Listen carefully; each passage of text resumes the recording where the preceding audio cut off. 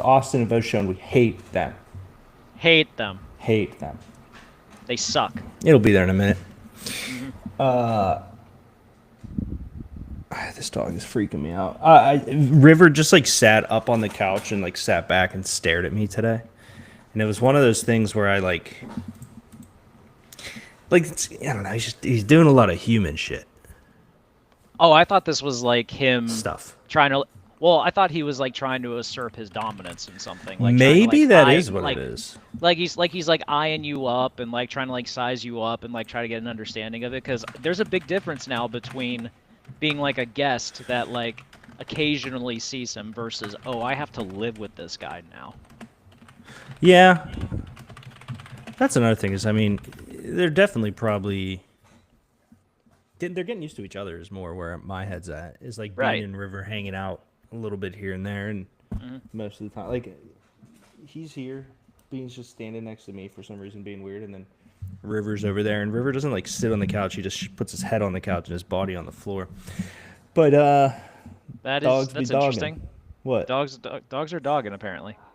His head's on her lap. She wants me to correct it. Oh, okay. That checks out. But why doesn't Cat let River on the couch and Oh join no, with he's her? on the couch. He just Oh, he's on the like couch. Okay. stands there like a super weirdo. Hmm. River. All right. We that's last week's show. I know, I was just figuring it out. I'm like, what? She's like like, he's Kat's never done wearing this a before." different outfit. Just messing with you completely. I love guess it. so. All right, let's get it started. 3, 2, 1, action. It's not on YouTube. To the YouTube. To the tube of views. It's on the book face, but is it on? Let's see.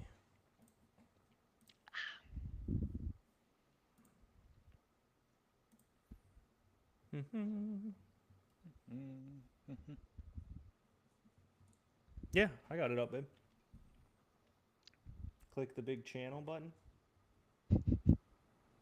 Oh, wow. Back out. Then get back in. All right, I don't That's know. I mean, I'm watching it. Just refresh, you know? Yeah. Refresh. Unplug it, plug it back in, unplug it, plug it back in. That's like, did you ever see the IT Crowd on Netflix? No, what is the IT crowd? It's a British workplace show. Like, it was made in like the early 2000s and stuff. Like, when I first started working at Highmark, I had friends, like coworkers, like tell me to watch it, and it's basically like this like IT unit. And I think there's a guy on there that's like been in a couple like bigger movies and stuff. He plays the boyfriend in Bridesmaids.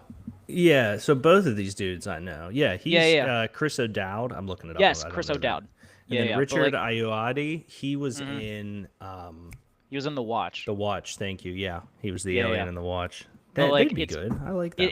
It's very funny. It's a workplace comedy, and like the running joke is like they run the IT department at like a big corporation in the UK, and like whenever someone calls for like a situation, they always respond with, "Have you tried turning it on and off?" And then, "Have you tried unplugging it and plugging it back in?" And then Yeah. it always works somehow. I mean, that's pretty much what you do. Is you just either turn it off, turn it back on, or unplug it, plug it back in, or there's always the conventional route of putting it in rice. Right. Absolutely. But it's very funny. I would actually recommend it. It's a half hour an episode and stuff like that. It's very funny. Is it new? Mm-mm. Huh. No, this came out in like the early 2000s and stuff. But it's like It but it's seems essentially like a very Greg show. oh, it's dumb fun. It's just Yeah. it's great. And then it's about but yeah, IT. like it's how like Chris O'Dowd and Richard Ayoade like got on like the Hollywood like map and stuff essentially. I might have to check it out. We just Yeah. started Friends for the first time ever for me. Wait, you never like not even like casually like on Nick at Night or even like just in the middle of the day, you never watched Friends once in your life. No, Sid said the IT. So Sid's Thank you, Sid. Appreciate it. well. In The IT his crowd defense, fucks. He watches language. It Greg. does. It Language. does. We don't swear Sorry. anymore on the show. Oh yeah, that's right. Sid in this is regard. in IT, and so I'm Mm. sure that that show is the equivalent of a paper salesman watching The Office. Would be my guess, because 9 times out of 10, Sid's the one dealing with issues he shouldn't be dealing with. It's like a chef watching The Bear for the first time and like realizing like, oh yeah, the anxiety. It's very apparent in that. But Potentially, yeah. Hmm. potentially. But you've seriously never watched Friends before in your life. Nope. Nah, I just I never like. My thing was I missed the wave of it, and I missed like the rewatch wave of it, and then it is mhm. so 90s sitcom-y that it Yeah. turned me off the last 3 times, because I tried to watch it like 3 times, but every time I tried to Mhm. watch it, the tropes of the show would just like turn me away. But this time, I don't know, we just watched it, and the first episode stuck, even though I've seen it, and it was getting good. Sid said, "Have you tried turning it off and on again?" Yeah.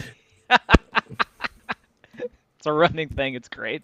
Yeah, so far we're through like 19 episodes, so Oh, okay. we're watching it. We're season 1 still, but we're watching it. Oh, I didn't realize season one was that long. That's crazy. But I think like, so. Yeah, it's yeah, because I personally, because like I didn't start watching Friends until I think I remember college. It was on Nick at Night a lot. Like it was around that time with like mm-hmm. George Lopez and Yeah, there's like 24 episodes in each season, up to yeah. season 5. But yeah, I never got into it like as like because some people are obsessed with Friends, and I can Yeah, yeah. understand, Well, and I I'm can that same way about understand it. How I Met Your Mother, to be fair. Oh yeah, that's fair. But I I never got obsessed with it, but I can understand the rationale for it because I think like especially during the time it was like it was up there in the 90s with like that Seinfeld, Home Improvement, like the standard bearer sitcoms of Yeah. like that era and stuff like that. Yeah, I mean, as I watch it right now, there's obviously some things that carry pretty heavily into How I Met Your Mother, which is hilarious. Like, Hmm. you can tell there's certain tropes now. I like the fact that Friends, as of right now, doesn't seem to have a clear like destination. Like, I'm sure Right. things will happen. How I Met Your Mother, clearly the show was about how he met their mother. Right. And so they were able to tie in things, but I do like the consistency from the show so far. I think the character, like Chandler's very funny. I think the characters are great, the acting's good, and I think that the situations are extremely unique, which I thought was cool.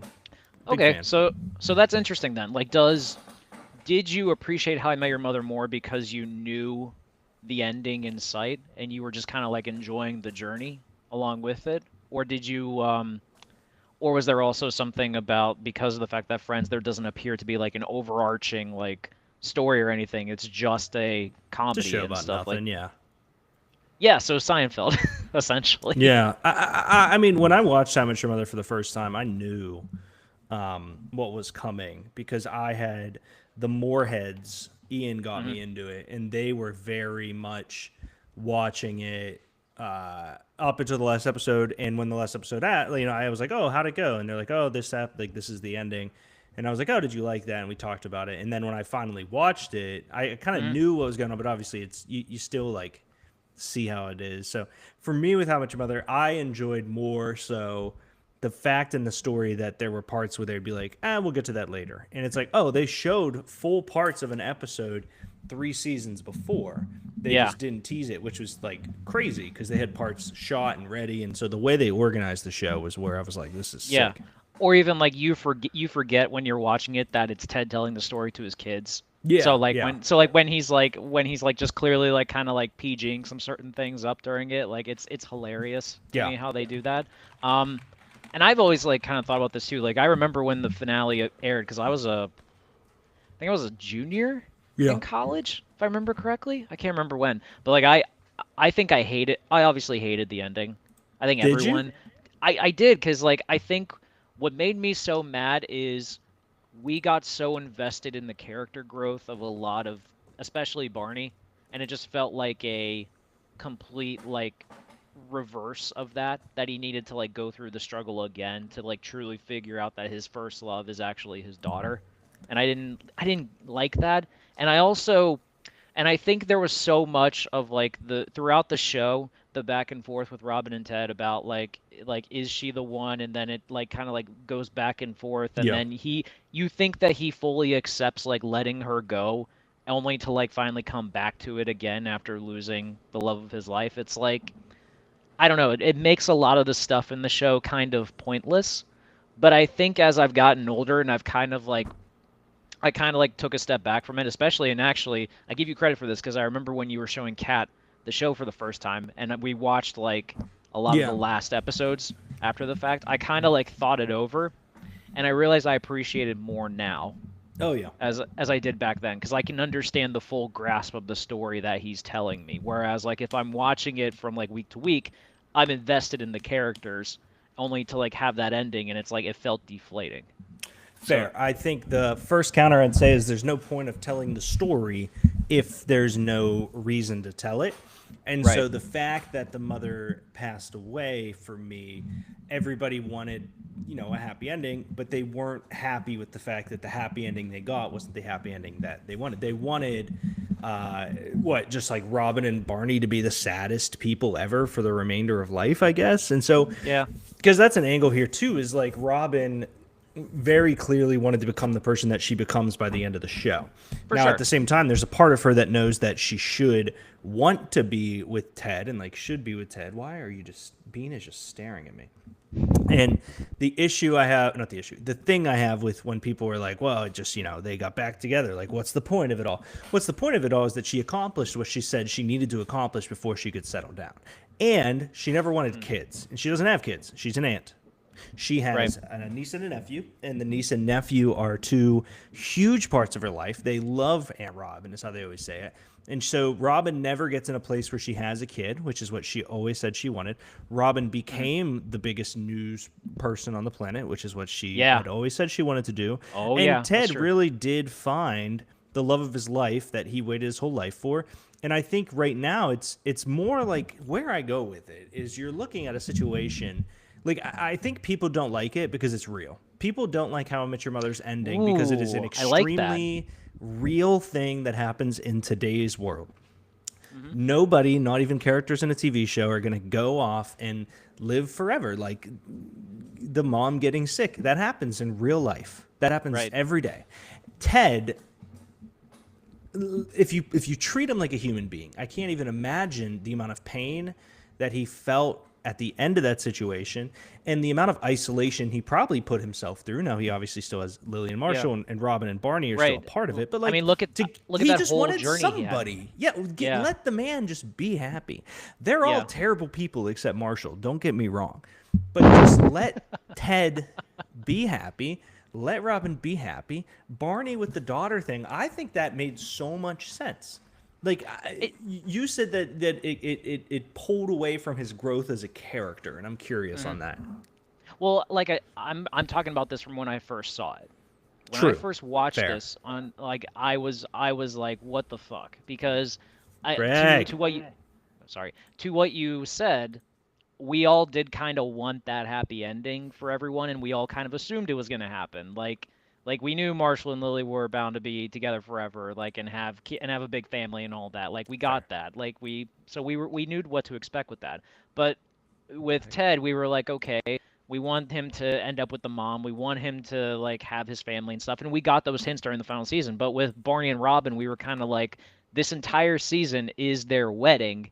So we are led to believe that this entire season is about Ted letting go of Robin because he ends up with his true love of his life, only for Barney to be able to kind of go away from his womanizing ways and be able to find someone that he truly can call his own, because that's all he's been looking for pretty much all of his life ever since he was spurned by the woman that left him for the head of GBO, obviously. So Yep.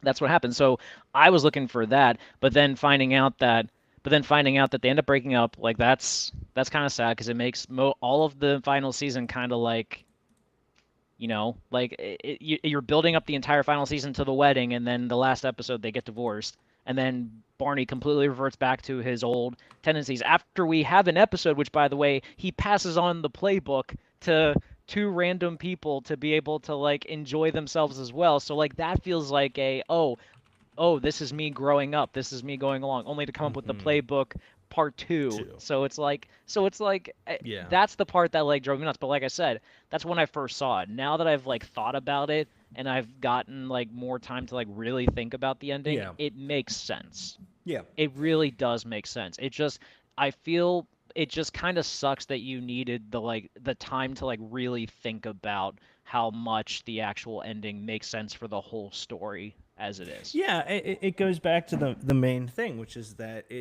life kind of sucks sometimes. Like Barney does. did everything right up until the wedding.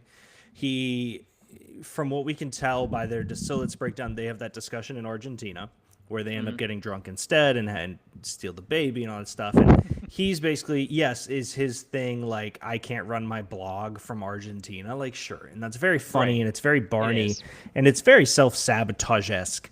But the other side of it is like he's clearly traveling the world with her. So she's still choosing her career over Barney and over her marriage at this point. And like she has said that from day one, like her career is all that matters to her. And that's always been her character thing.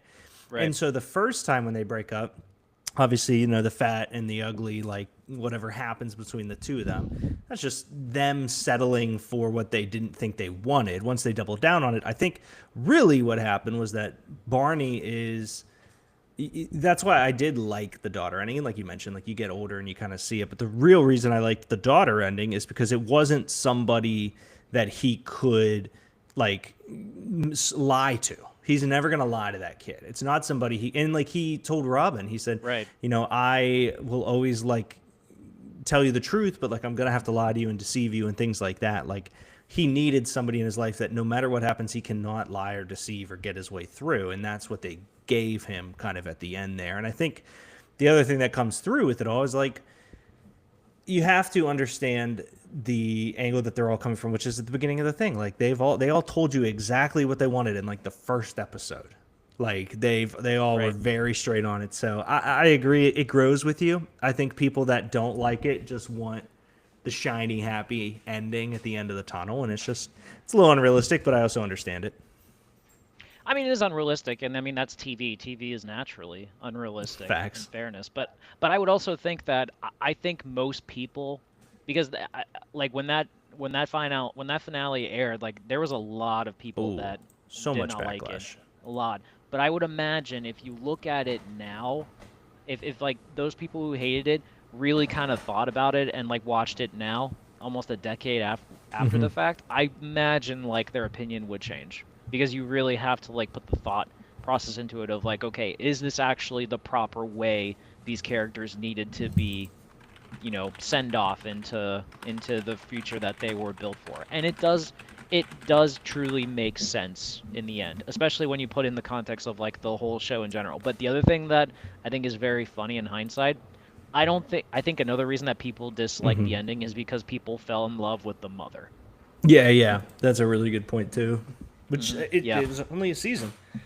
It was only a season, but she was perfect. Yeah. Absolutely perfect. And it makes sense that like now she's gone on to be like such a great actress and like everything she's done. So I mean it's pretty cool, but it's funny how like people like in one season truly love that character that they realize like, oh my God, this character is perfect for Ted, because we've been on that emotional journey of like Ted going through the struggles of being single in New York and trying to find the love of his life, that now that we finally see the woman that has been waiting for it at the end, we're like, oh my God, we're so happy we get this.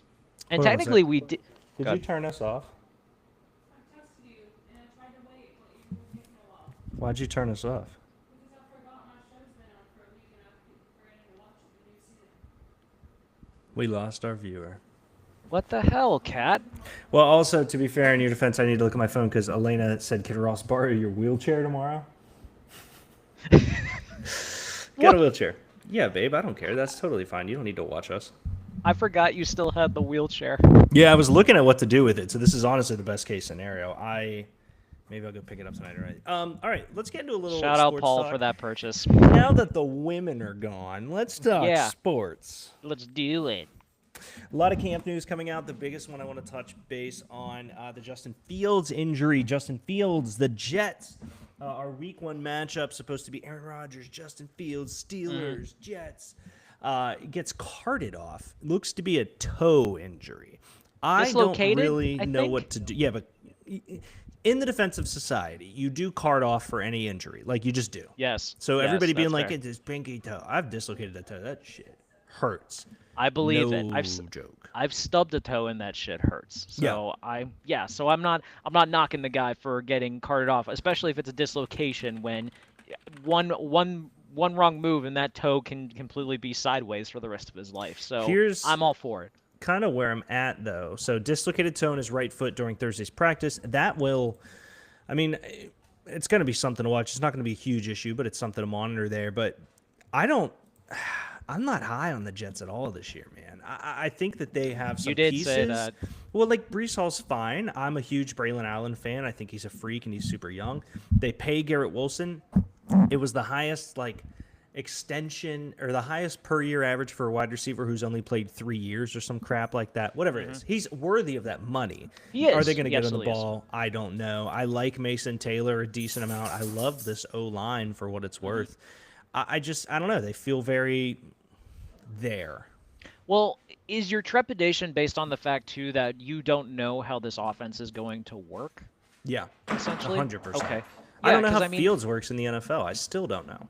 Well, and also let's think about this too. Like last year's Jets offense, you had Aaron Rodgers playing behind a very porous offensive line, and it wasn't until probably the end of the year that you actually saw Rodgers kind of like get in the swing of things, and whether that was like actually like by design or if this was like him just kind of calling plays as is or something. You don't know how the Jets offense is going to work, especially Yeah. because with the personnel that they're working with. Because I mean, I can understand them using Justin Fields more in like bootleg type situations and Sure. being able to make plays when with his legs because maybe they don't trust that offensive line just yet. Sure. But the playmakers that he has, like you said, Brees Hall has been a disappointment so far. I mean, I don't know what the Dude, people were so high on him when he came out because of his RAS score. Mm-hmm. I don't know what it was. I don't know if it's like my general switch of fandom between fantasy and the draft.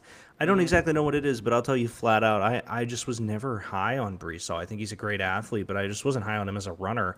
I think he's been okay. I mean, career, 2,300 yards here in the, 3 seasons? How long has he been? I thought in it was pro? 2. I thought it was 2. He's only been in the league for 2 seasons or something. He's averaging 876 yards per season. Let's look this up. I mean, that's not. Could be better. It's not bad. It's So the- not. 2024 was his 3rd year. He had 400 Okay, so he's been in the league yards, for years. then 900. He's never broke 1,000 yards. He's never broken more than 5 touchdowns. He's never broken. So he had 76 receptions and 23 was his highest. So Yeah. for somebody that has been like supposedly the guy, he's never broken 1,000 yards, and that's kind of an issue for me. Well, you know what's interesting too. He's technically a second-round draft pick. So if this is his 4th season, then he's a free agent after this year. Yep. Well, So yeah. like he's in a contract year. So I'm assuming, I'm just pointing this out here. Guys on contract years are usually the ones that I feel like end up playing well in fantasy, or UFA next year, yeah.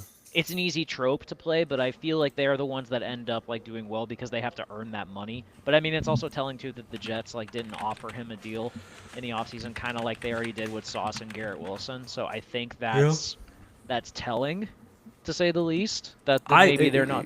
As a Brees Hall truther, Mhm. or I'm so sorry, as a Braylon Allen truther, There you go. I have him in Dynasty. Mm-hmm. I'm so excited for this year because I don't think Brees Hall does enough for them to be like, yeah, he's the guy and extend him. And I think Braylon Allen is going to get some goal line touches and some significant work this year. Are you saying vulture for Braylon Allen, or are you thinking more feature back style for him? I think Vulture to start. I think they're going to run the wheel because what you do in a contract year, to your point, is you kind of run the wheels off the guy that's starting. Like Brees Hall, if you're the Jets, and it makes a ton of sense to do this, you put Brees Hall out there as much as you can, and you beat the ever-living crap out of him because he's not your problem next year. He's another team's problem. And so you use him as much as you need to in that situation. Then you can lean on Braylon Allen as needed. But, I mean, Braylon Allen, I do think there's feature back work. And, I mean, he's 6'1", 235. This is his 2nd year, and he's only 21 years old. Yeah. He's everything you would want out of a back. And he came from Wisconsin. Wisconsin, for some reason, like running backs from them, like just are durable and they somehow like know how to play a pro style offense. They're just Yeah, I feel like mean, perfect meshes there. let's see. Last year, and I'm looking at his fantasy stats, but he had 20 points in week 2 against Tennessee. His snap percentage was 35% of the snaps. He only had Okay. 7 attempts there, had a touchdown, but then he had 4 targets, 2 receptions, 23 yards, and a touchdown. So he had a 2-touchdown game. So his fantasy value is somewhat touchdown dependent at this point, which I think is fine, except for he Right. did have a good week in Miami. But when he's featured, I mean, you have, let's see, a 20-point week, a 10-point week, a 7-point week, a 10-point week, a 12-point week. It's not bad for a guy who's behind a guy that everyone is drafting in the first or second round. Yeah, especially when I don't think we want to give durability concerns with Brees Hall to that degree, because I mean, like he got injured in for week 1 in first year, and everyone thought year 2, year 3 was going to be kind of like the breakout moment for him, especially year 2, because with Aaron Rodgers injured, you would think they would have relied more on Brees Hall to be able to run it, but Yeah. not going over 1,000 yards is kind of telling, to say the least, a little bit. You would think, because they would have had to utilize him in the most way possible. And then year three with Aaron Rodgers like at full health and stuff, he didn't actually go above and beyond. So I think fantasy is looking from the perspective of, okay, what does Justin Fields need to succeed, and how Yeah. does Justin Fields play? I can understand people being low on Garrett Wilson with Justin Fields as the quarterback, especially because Yeah, like maybe how he is in the passing game and how Garrett Wilson will utilize that and stuff like that. And also there has been like video evidence to show that, like, especially near the end of last year and stuff, Rodgers and Wilson were not on the same page in terms of how they utilized them in the play style, and Wilson being able to run the correct routes that Rodgers wanted. So maybe there's some confusion going with that, or I don't even know if they're keeping the same offensive coordinator from this year with the Jets, so maybe they'll have the same play style to work with. But I think Fields is not going to be as much of a risky type of quarterback compared to what Rodgers would be. I think he's going to be he'll be more friendly. He'll use the running game more often. I think he'll use the tight ends a little bit more. But yeah, I can understand people not being high on the Jets in general this year. But I would say I'm more higher on Brees Hall than I am on Garrett Wilson if I'm going with like the playmakers that I want from the Jets. It's tough, man, because Garrett Wilson is a guy who I think he is. If you're going between Garrett Wilson and Brees Hall, you're saying you're taking Brees Hall for fantasy value, like right now where Yes. it stands. Okay. Yes. Yeah. Christian says, "Love Yins. This is the dream team. The total opposite would be Fogel and Big Dave." Let's not go down that road. Call that the Twin Towers podcast. Yes, sir. The only reason I disagree with it is because when you pay a guy Garrett Wilson money, you need him to show up. You also combine with the fact that the Jets' depth chart, let's take a look at their receivers right now, because they still have Alan Lazard. They still have Josh Reynolds. How do they still have Alan Lazard? There's not a single wide receiver on this list. So Malachi Corley, maybe. People were high on him when they drafted him. He was like, what was it, like it was like a physical specimen or something. Like He was a yak guy out of Western. Yeah, he was a yak guy. For me, man, they don't have a second other option up there that even scares me. So whether it's Tyrod Taylor, Adrian Martinez, Brady Cook, Garrett Wilson for me is going to have, in my opinion, a very Terry McLaurin's career. He's going to have an extremely Terry McLaurin career, which is get us a quarterback. But you still got this guy, and maybe he doesn't break 1,000 yards this year. I think Brees Hall has a chance to be replaced, and Garrett Wilson is the guy. Okay, I can respect that. I'm playing it more from the perspective of, do I trust the quarterback being able to make plays Totally with the fair. receiver in question? Because I mean, if you think about it, like George Pickens didn't take off last year until Russell Wilson was the quarterback. So I think there's something to be said about, do we trust Justin Fields to be able to utilize the number one receivers and be able to make plays with him, or do we maybe rely on him to be more like the manager type, have to make plays with his legs when needed, probably rely on the running game a bit more to see how that happens? So I'm just looking at it from the perspective of, how is my offense going to function, and who do I expect to be able to get the most from what I have there? And I can see Brees Hall being the person that gets more from it. Speaking of running backs that they'll need something from, I have to believe that Najee Harris's injury is significant. Pretty significant. Yeah, How? Because it was a facial injury, right? So it was a That he- facial from fireworks where they said it was Right. just cosmetic was the word they used when it was there. And Okay. the fact that he's not at camp, the fact that they don't know when he'll be at camp, the fact that they won't provide a timeline, and the fact that he's listed as out on their chart leads me to believe that if you are drafting today, which I don't know who would, the Omarion Hampton in the 12th round you're about to receive is probably the greatest selection in human history. Yeah. I think that it's going to be one of those situations where we get a picture eventually of Najee Harris's face, and it's like, I think it's bad. I think it's going to be pretty bad. Okay. I mean, I would be curious if it was as terrible as they were making it out to believe, that it would have probably gotten a bit more of a headline type thing. Not like necessarily like when JPP lost his fingers or something like that, but at least like to a situation where it's like, oh, this might have affected his vision, or maybe this like. There's no reason so- for them to tell the public that. That's true. But I didn't know Like if it would like be they like, are going to keep it in house, and they're going to keep it inside, because here's the real truth of it. He's not at camp. Like, this Yeah. isn't just like he got a burn on his cheek. Like, he's not at camp, and they're not providing a timeline for when he will be at camp. Right. So this is a situation where they could be trying to like dampen the flames of like saying like, oh, it wasn't It that smells super yeah. fishy. But it does kind of reek a little bit in that sense. So I'm with you, and I'm just saying this makes me picking Omarion Hampton in the 4th round in our sleeper draft last week a lot better. So I'm at least grateful for that. To be fair, nobody's getting him in the 12th, but I I do know. think Omarion Hampton has huge RB1 upside more instantly now, because the other thing is, like, you look at him, you look at Henderson, obviously not Judkins, but maybe a guy like Dylan Sampson. You look at Bashal Tootin. All these running backs come in. You're taking a swing on where they'll average at the end of the year. Yeah. And so you take an Omarion Hampton in like the 4th, or when you got him, he at that point wasn't going to start the year. And so you kind of hedge your bet with the Jerome Ford, or you hedge your bet with some of these lower guys like Nick Chubb, if Joe Mixon's ankle eggs up again, guys that will start, so that by the time that they kind of and get caught up, these other guys rise. I think Hampton, let's say Najee is out for the year. Omarion Hampton will probably go in the 2nd round. Yes.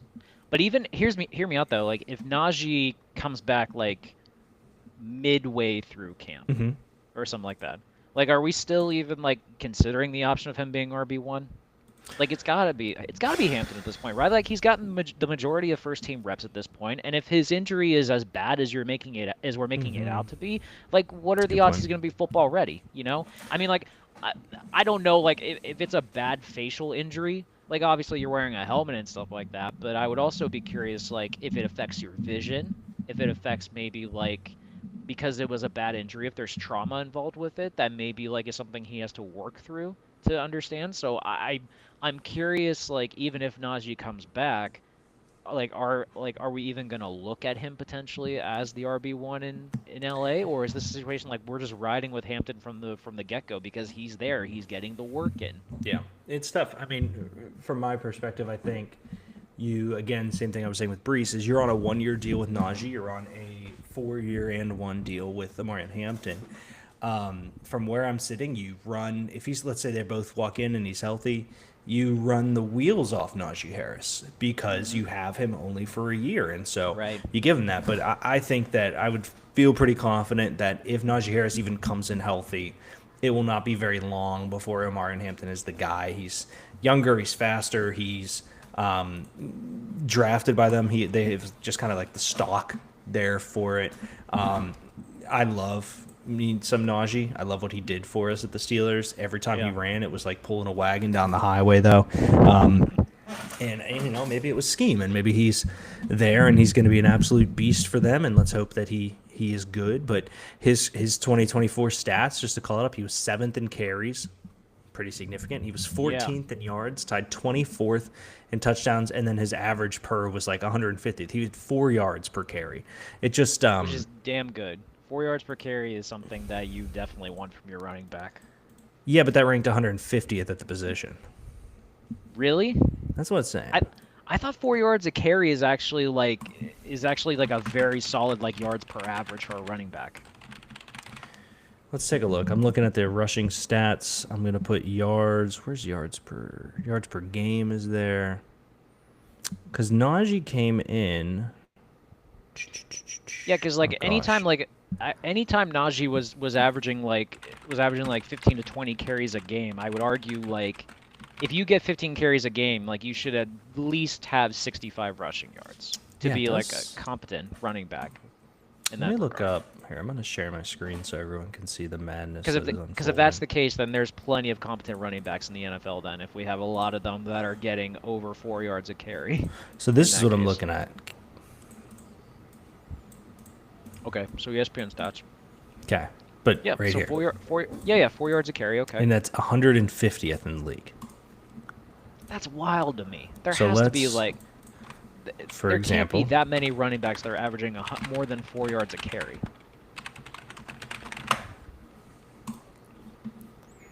yeah, 5.9. 5.9. Well, here's the thing too. I bet you there are some lower level guys that have like 10 because they had one Yeah. rush. Like Right, exactly. who's Like I imagine like there's got to be like at least a minimum amount or something to set for that, but let's try this.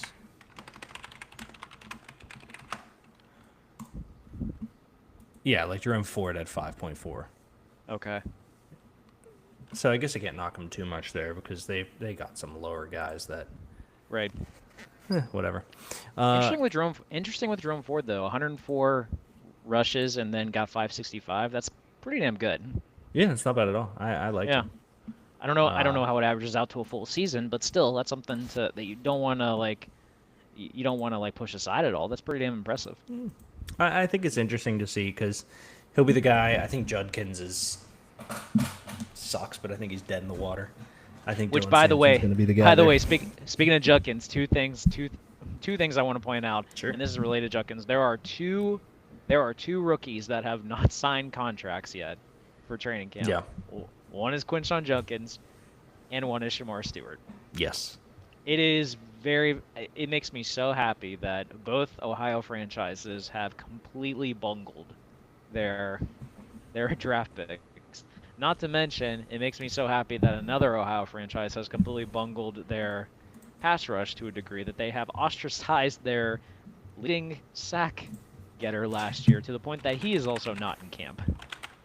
Yeah, let's talk about them, but I actually want to share this screen. I'm gonna stop sharing, but I'll pull this up. Yeah, so the Bengals situation is they are trying to rival the Cowboys with the stupidest decisions I've ever seen in my human life. So you complain you don't get pass rush, so you bring in a guy like Trey Hendrickson from the Saints. You Right. get pass rush. He leads the Which NFL in no pass one rush. expected. No one expected him to like be the leader. Not with that in defense. sacks this year. No, not even So- close. You spend your entire life as a Bengal fan complaining about no sacks.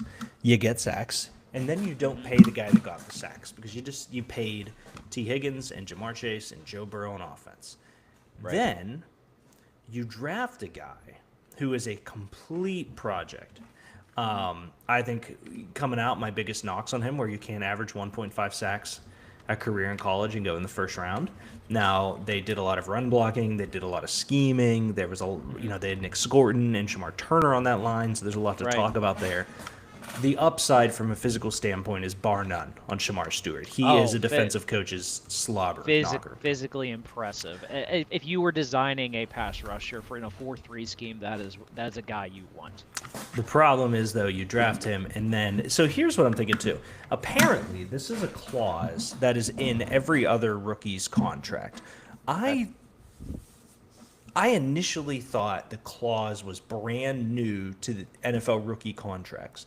Apparently, it is brand new to the Bengals NFL system for it. But the clause basically says if you do something detrimental to your playing time off the field, your guaranteed money does not come to you. You do not get it.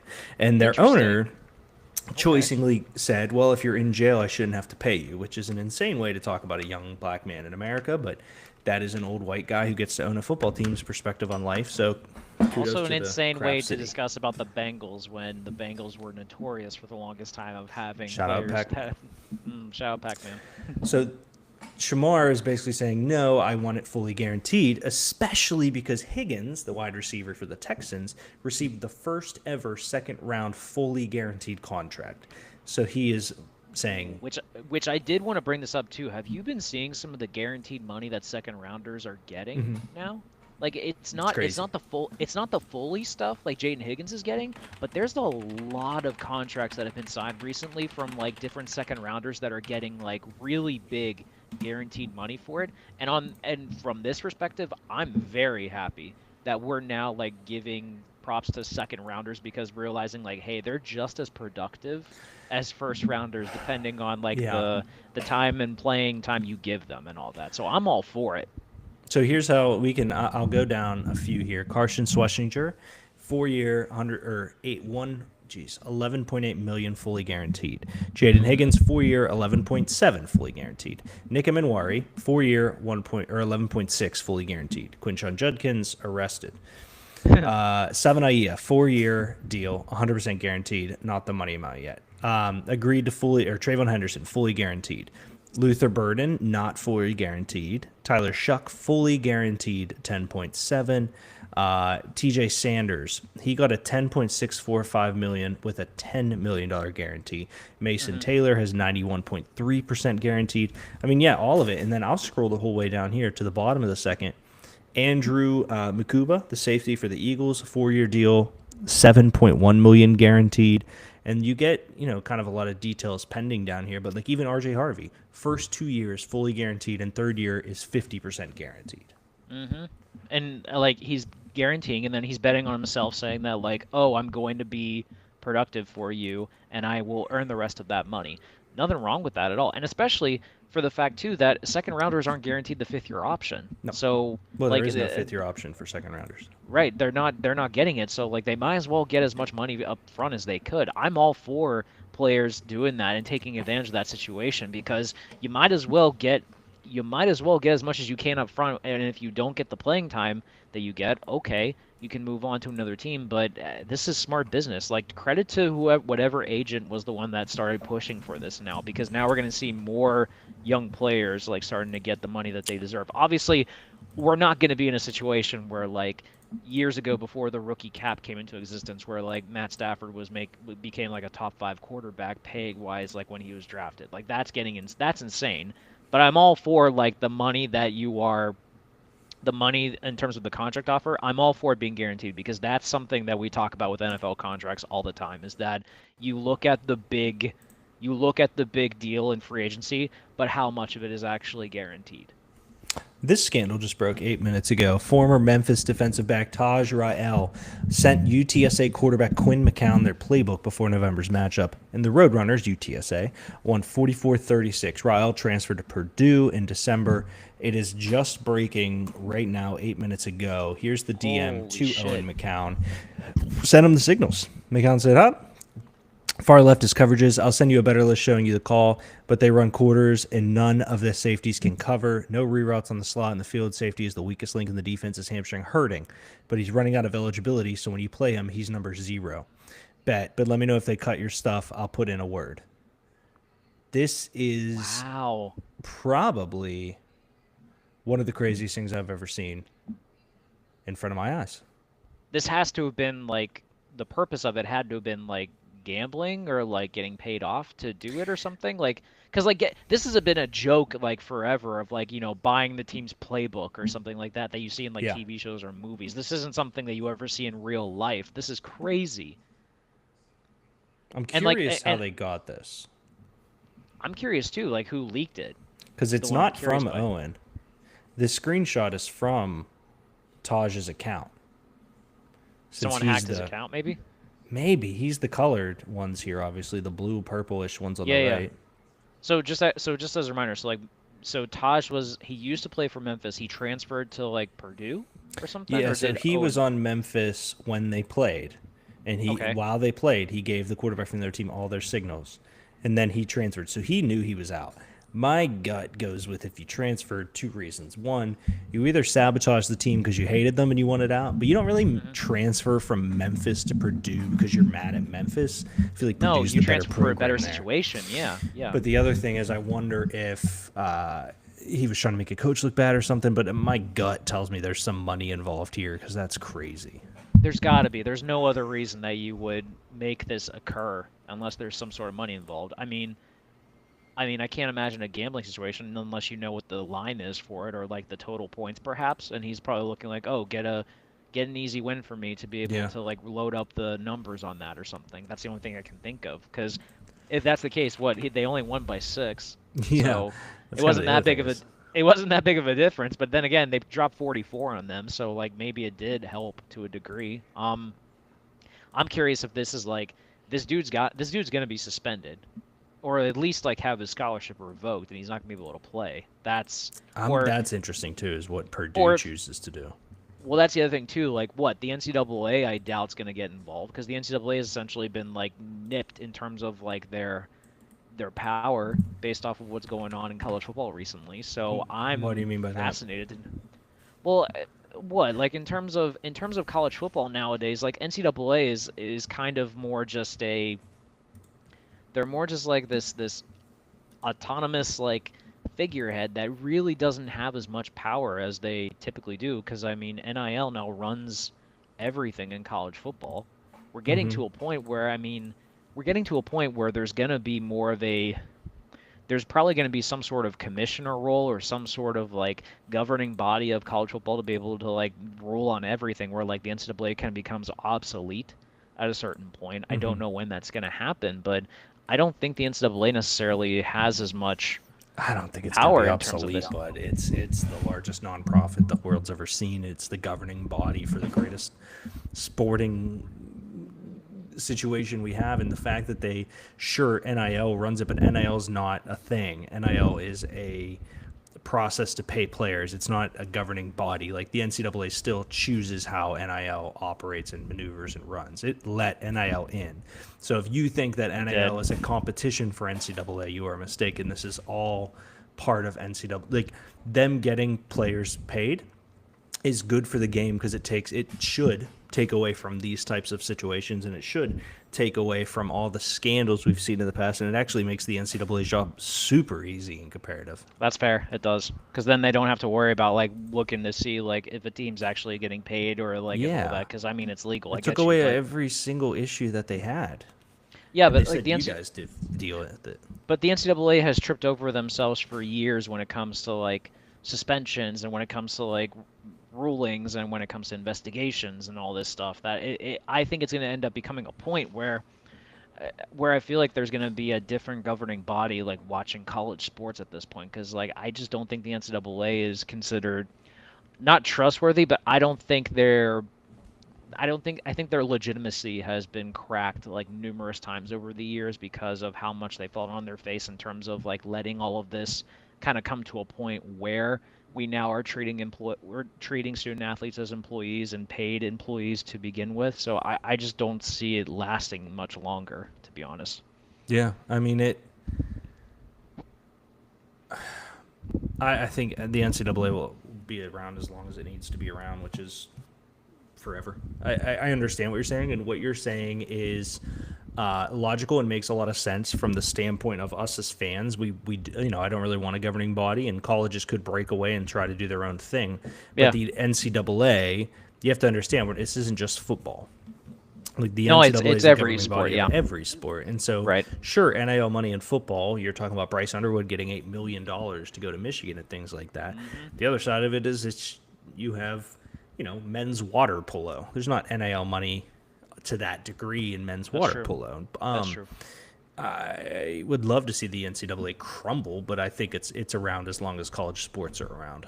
I'm with you. It's just I can see it eventually going away at some point. There's been so much, the amount of money that has just flown into the NCAA because of college football and to college basketball and like any other smaller sport to a degree. I just think at some point we're gonna have the situation where colleges are just gonna band together and realize that we don't need the NCAA anymore to be this like overarching like caretaker of college athletics, because of I think it's been bungled for so many years and stuff, to the point that like no one takes it seriously anymore. Fair. All right. Let's knock out some games here before we get into a mock draft at the half-hour mark. You go first, Greg. This is Draftle Normal. So offensive player. Let's. You know what? Since we started with them, let's do it. Let's do Najee Harris. First round, a little higher. Not a running back. Drafted way higher than 21 and in the NFC. So that would be probably the NFC guy last year. Drafted towards the end of it. Or 2 years ago, I guess, huh? No quarterbacks late. Some tight ends late. Some wide receivers late. I don't even know. I mean, I guess I'll try. Oh, man. So it is a wide receiver from Xavier Worthy's year who was drafted after Xavier Worthy. I know. Drafted AFC. after Xavier Worthy. Yeah, it's going to be an NFC guy. Oh, crap. It's not Zay. It's not Quentin Johnston. No, it's not Dunze. God, Oh, I I don't got know. it. I got it. You got it already? I think I got it. Okay. Go, if you're confident, go ahead. Let me see. Oh! Who was drafted after Ricky Pearsall? Dude, this game, I can't express to you how much this has been happening, where I get one and then get another and then get another and then get another. And it just, that, man. Well, that would, who snuck back in 2 years ago? Because who won the Super Bowl? It was the Chiefs, right? It was the Chiefs. So the Chiefs traded up for Xavier Worthy. So they would have traded up with someone who was at 28. So it would have been like oh God. NFC North, South, or East. Yeah. So it could be the Eagles, but they didn't draft. That wasn't Devontae Smith No, here. they didn't draft a receiver. Cowboys didn't do it. Giants? No, Giants didn't do it. So no one definitely in not it's not the Commanders. not the Commanders, no. So the South, not the Saints, not the Is it- Falcons. Is it Addison? No, he was. No, it's not Addison. Oh, I was thinking it could have been Xavier Legette, but he was the first guy in the second round. No, he was Bucks? first round pick, wasn't he? Was he? Yeah. Oh! See, you almost threw us for a whole loop. I thought he was the first pick in the second round. No, Damn. because that's what. Okay. Remember, we talked about 2 weeks ago how I said it feels like Xavier Legette doesn't have first round stock, like the way people talk about him. Okay. Shit. God, that makes me happy. All right, the hard can be offense or defense. I'll go with Jared Verse. Okay, it is a first rounder. It's 20, 21, 22-ish, and in the NFC offense. NFC offense. Okay. 20, 21. You know what? Since you brought him up, let's go Jordan Addison. Ooh. Okay. I mean, yeah, that was easy. Yeah. That was easy. That was a really Okay, easy hard yeah. one. What the fuck? Okay. All right, you're up first for first round. So everybody drafted in the first round. Let's go with just to be dumb. Let's go with Trey Lance. Okay, yeah. Well, you got the first round part down. I did. AFC defensive player.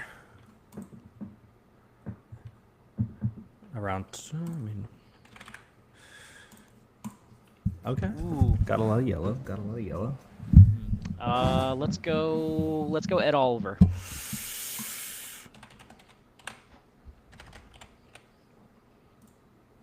Ooh. Okay. Defensive line. So the year's 2020.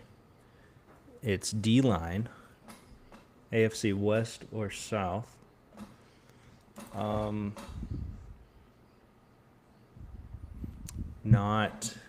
I don't think the Jags have a guy in there because I forget who they take, but it's not in the first round for them.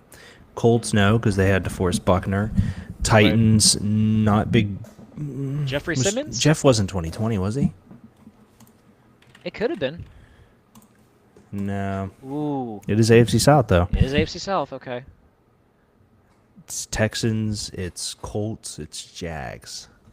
After all the crap. Wait. How is 10th pick and 19th pick both yellow up arrow? That's weird. Yeah, that makes no sense. So it's in Yeah, the it does. 20s. It's 2020. I'm trying to think because the Jags I know took Trayvon Walker. Colts took Quiddy That was- Pay, that was- no? Quiddy Pay would work. Yeah. I hate this game so much. Ooh. He's 21. So it's pick 20. 2020. And it's the Jags, which makes me think Or the- maybe they wouldn't. It wasn't Dalvin Tomlinson. No, I don't think it was. Or the Texans, and then the Texans. I don't. I don't think it was them. I feel like it was the Jags, and it's somebody I can't think of right now. Boom, killed a Okay. bug. Would be like Clavon Chase on or something. I don't think he's D line. Is he? Yeah, he is. Wow, they count him D line. Oh, that was a pull and a half on my part. Jeez. Well, I thought. Oh, does he like not? Where does he play now? Does he not play for the Jags? Patriots. Wow. I thought he was still with the Jags. Okay. Interesting.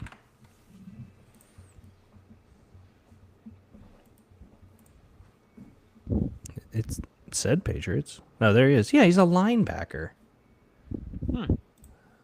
Well, Maybe he was like D defensive end or something, and then he was classified as there. Maybe. I don't know. I guess. That's stupid. Oh well. I don't hate. Which, by the way, I don't hate that spot for him in New England. Could never know. No, I think they need to win. They do. All right. This has been one of the better like draft tools we've done, and like all of them. Shit. So now we're okay. just on limited mode. So we're back in first round. Did you go first last time? Here, I'll go again. Why not? Yeah. Okay. Draft tool, first round. Let's go Marshall Falk. Oh, does he have to be active? I guess so. No, because No, Lynch is right there. They just don't have Falk in it. I guess we'll go. All right, I'll Too go. old. Okay, have to be active. Let's go. Let's go Aaron Rodgers. I think the database is just too big. Maybe. So, AFC defender drafted recently-ish after pick 24.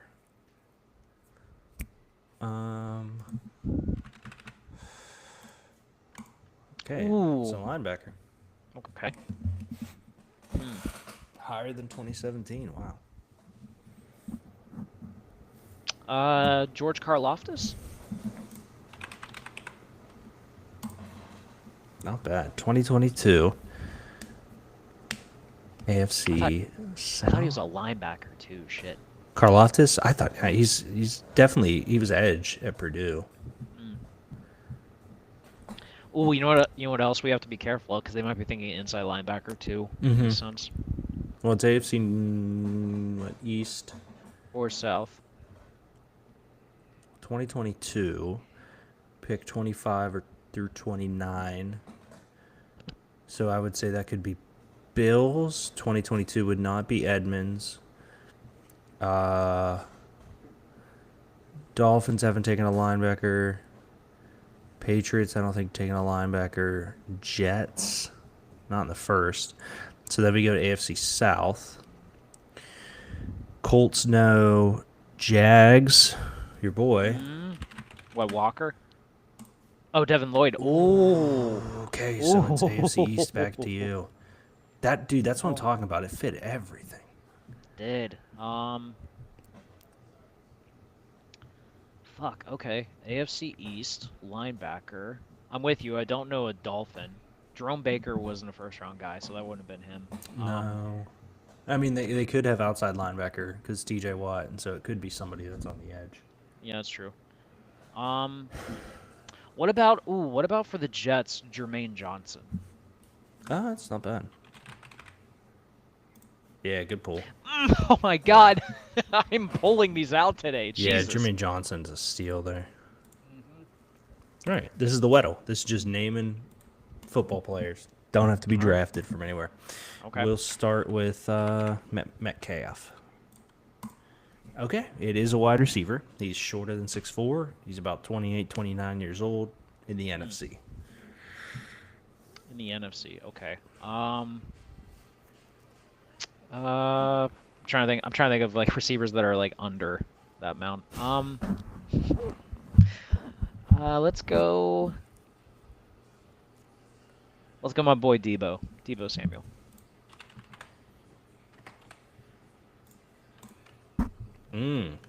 They are in the NFC East. He's lower than 6 foot. His number's high. So NFC East. I mean, no. Well, no, because Devonta, he would have a yellow here for 4 because he's 6, right? Yeah, Devontae Smith's number 6.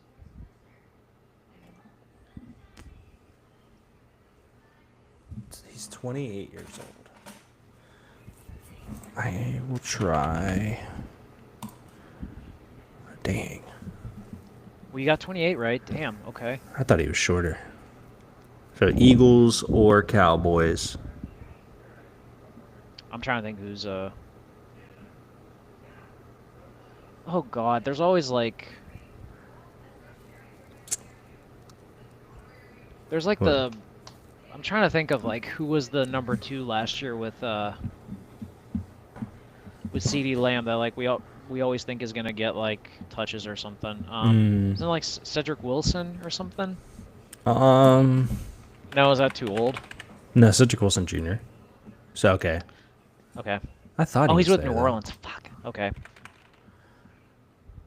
Is Turpin the guy? I think Turpin's the Cowboy guy. Yeah, that's what I was thinking of. Okay, yeah. Oh That's my what I thought God. he had, yeah. Let's do daily hard. This has offense been or one of like defense. this has been one of the best like runs I we've know had. we haven't missed Shit. yet. We'll do this one and then hit an immaculate grid. You can go first for this one. Which one's Weddle again? This is Weddle just is any? anybody. Weddle hard. This is a defensive or offensive player. Okay. Let's go defense. Let's go Jalen Ramsey. Not in the system. Huh. Try again. Okay. Okay. All right, we'll go offensive player. Let's go Nick Chubb. Not in the system. What the fuck? You got to sort it out, man. I know, shit. Okay. All right, Justin Jefferson. There we go, in the system. Offensive So it is player. offense. Tiny offense, high number. AFC. Yeah. Young. Oh, Ooh. I thought he was 29 for a reason. That's on me. So it is a He's running younger. back in the AFC East. Oh, I think this one's a steal. He's younger than 24. Okay. Fuck, younger than 24. So he's not a Jet, so he'd be either a... Oh, who's your boy from Tennessee that plays for the Dolphins? Was it Jalen Wright? Jalen Wright? Yeah, Jalen Wright. No. Oh, it is a Dolphin though. Okay, okay. As soon as Okay. I saw for the Brees Hall, I knew it was H-An. I didn't realize Achane was only 23. Shit. Yeah. Okay. It's crazy. All right, John Gruden, be with John us. John Gruden like ruined the grid now for me. He I- made like, it no fun. No, he fucking ruined it. Like that's just The I fact that his love how highest he. up one was 5 is crazy. he was so happy when he did it, and I was happy to see him happy do it. Oh, but dude, he was so man, giddy. but man, that killed it for me. I was so like, no one's ever gonna come close to beating that ever. Ugh. Okay. I'll start. Chargers 10,000 yards passing. Dan Fouts. Mm. That has to be the lowest of the three, or the yeah. Well, because you only need to play a game with them. Right. Drew Brees would have been one. Mhm. Phil Riv. Mhm. Who else played like a random game for them? I know John Gruden would have it. 10,000 and played a game for the Commanders or the. How many yards is 10,000 yards? It's like 6 good years, right? 7. Well, yeah, if you think about it, like there's guys averaging 4,000 yards a year now, Mhm. so So like 8 good years. yeah. Mm. Consistent years, yeah. Yeah, that's where I'm at. Is I keep the only head I can have in my, or the only guy I have in my head right now is Carson Wentz, and I'm not putting him for the Commanders. That would be a death sentence. Let's go. Jaguars, Bills, Jaguars, Colts, Chargers, Bills, Chargers, Colts.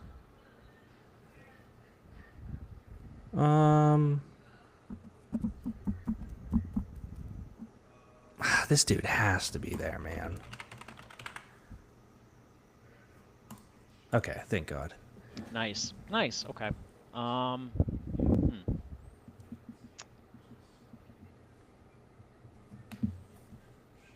For Colts, Jaguars, there's a safety, Jonathan Abrams. I believe he was drafted by the Jonathan Abrams. What the? I might have the last name mixed up. No, you're Okay. right. He was out of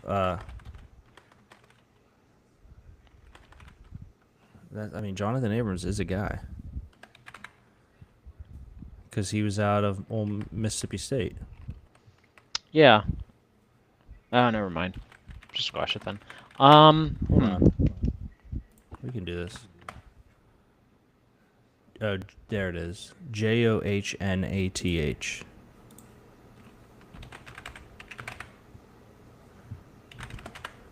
Jonathan Abram. Okay. Yeah, you're wrong, but yeah. Aw, shit. I thought he was a He was- Colt. No, he was drafted by the Raiders Oh, I must be because he thinking was of taken someone in the else. first round. Fuck, I must be thinking of someone else then, because there was a safety that was drafted by the Jags that was there for like a couple years, and I thought was going to be really good, and then he went to the Colts. I thought it was Jonathan Abram, unless I'm like. Unless it was No, someone Jonathan else. Abram. He got drafted by. He was in that super crappy class. That he. I mean, he wasn't bad, but Mm-hmm. he. Mississippi State. Wait, let's see. 2019 NFL draft. Yeah, because he was one of those picks that, like, at the time, you're like, this is huge, and it was going to be, like, massive. Wait, we're going to Wikipedia. I hate the ESPN for that. Because I think this was the Cleveland Farrell. Yeah. Oh, okay, you're So right. Oakland really, they took Cleveland Farrell, then Josh Jacobs, then Jonathan Abram, Trayvon Mullen, Max Crosby.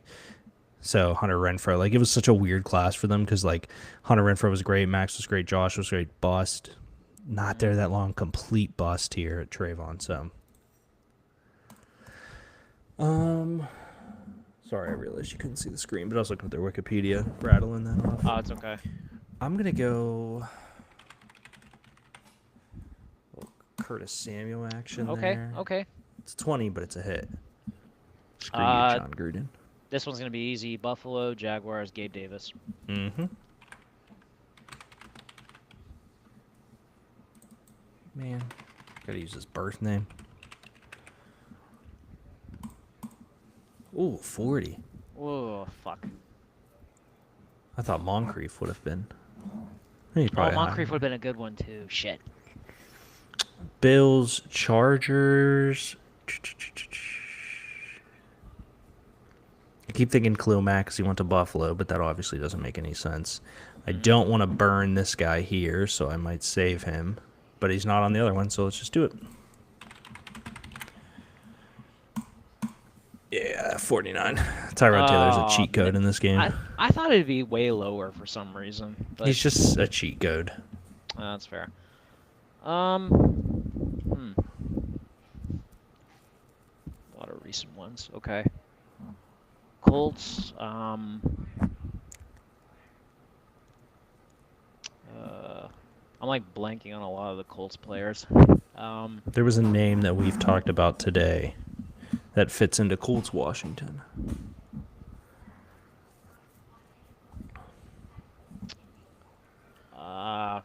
Two, actually, I think. Okay. I'm still blanking on it, so I'm just gonna get the cheap one out. Give me Jaguars 10,000 yards, Trevor Lawrence. Has he thrown for 10,000 yards? Oh yeah.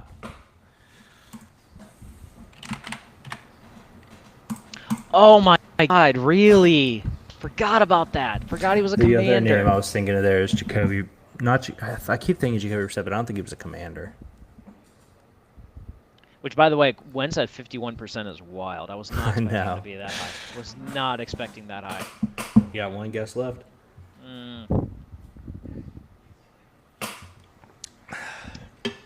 God, Colts Jags is like throwing me for a loop. I feel like there's an edge rusher there, but Yeah, there's gotta be. Colts Chargers. was Will Disley a Colt? I don't think so. That's not a bad pull though, but I don't think he was.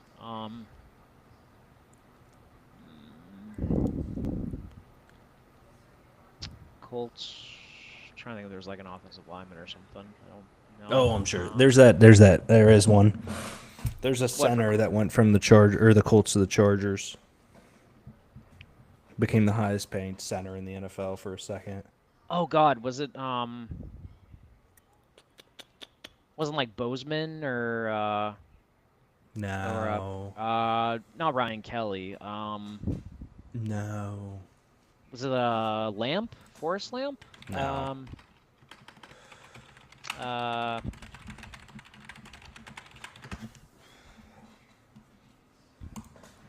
Oh my God. Okay, so I did look just because it's your guess, and there's a couple obvious ones. For Chargers Colts. Yeah. Fuck. Okay. I'm trying to find the lineman though.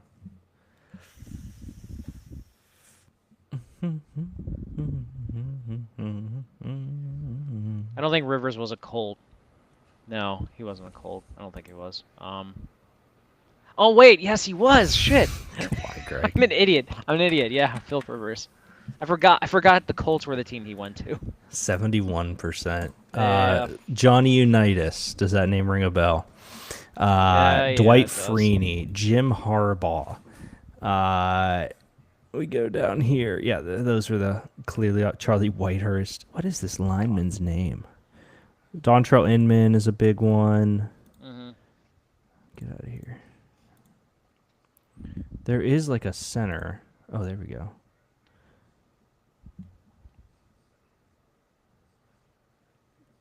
No. Maybe I'm crazy. No, there had to have been an offensive lineman, I think.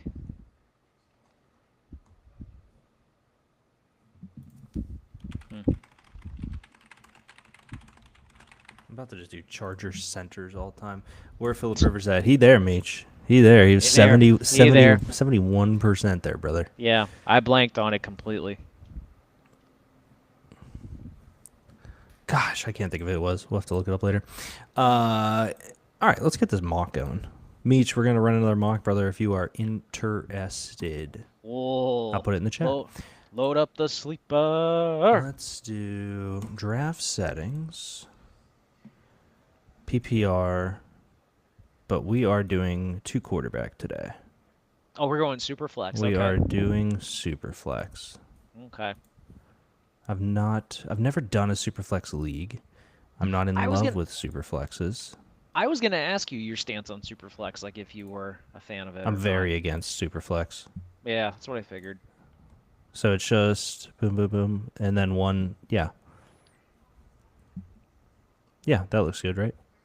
Yeah, yeah. Flex quarterback, 2 running backs, 2 wide receivers, tight end, flexes, the super, and then yeah. Cool. Copy invite link. All right, I'm gonna send this out to a couple people, and I'm gonna use the restroom. We'll give everyone a minute to kind of get in. Get the Boom, reset boom. going. I need to redeem myself after last week. That was an awful showing on my part. I said starting in 10 minutes. Let me share this to a couple other groups, and we'll go from there. Which, by the way, in your in the group chat you sent that this morning, how you were looking at your keepers based off average. Like, what have you made any decisions based off of Yeah, so your in the one analysis? league I'm keeping, which I'll walk you. Duplicate, share this one instead.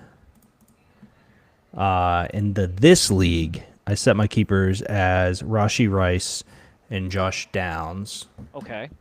I don't know because it doesn't need finalized yet. But here's my situation. So in the main league I'm in,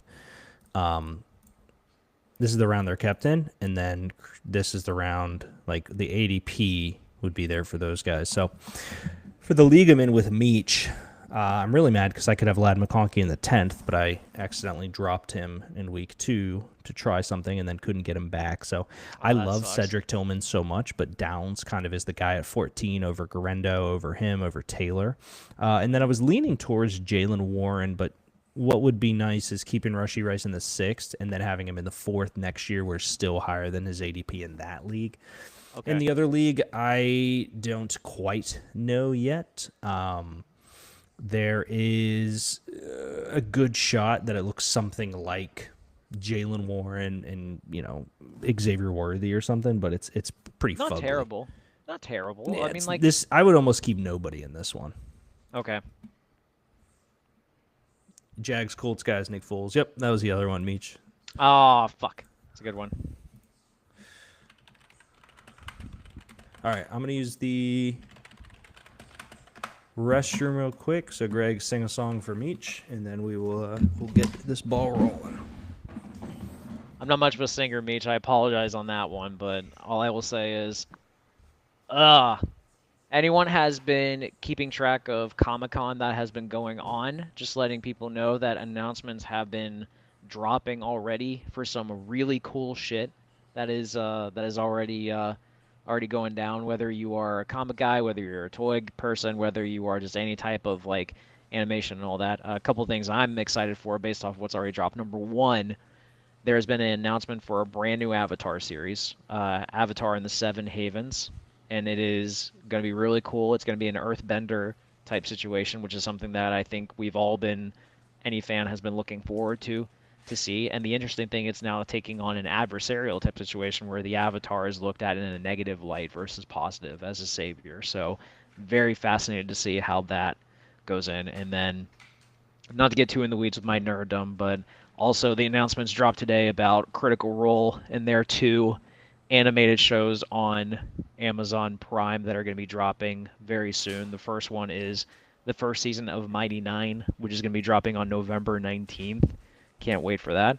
And then, of course, robot back there. And then season 4 of The Legend of Vox Machina dropping in 2026. I saw a teaser for that today, and I can't wait for it as well. The teaser was amazing. It was a heist situation type that they were playing out, and it just looks so freaking funny.